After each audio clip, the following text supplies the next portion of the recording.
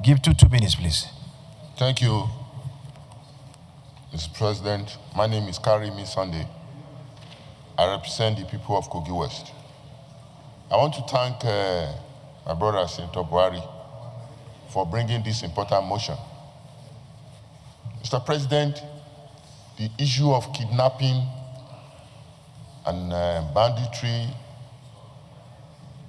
is a big problem that is trying to bring down this nation.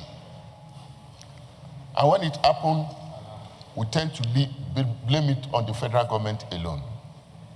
On Monday, at early hours of Monday morning,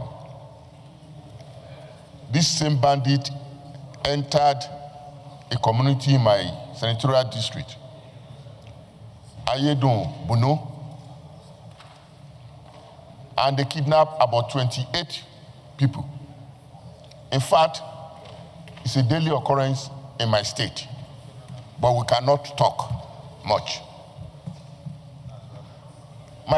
My point is, the federal government proposed issue of state police and also forestry guard.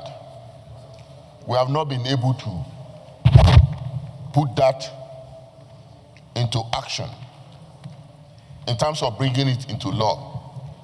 But the enormous funding going into our state government lately, state governments all over the country, they have to be involved in funding of equipping our security forces and allowing local government to work. Because there are so many ungoverned spaces all over the nation. Local government and administration are not allowed to work. If they are working, just like the Chief of Defense Staff told us during the explaining here, that if local government administration are allowed to work, it will reduce ungoverned spaces in this nation. So we must bring about local government to run, and our state governments must be involved by funding, equipping our security forces.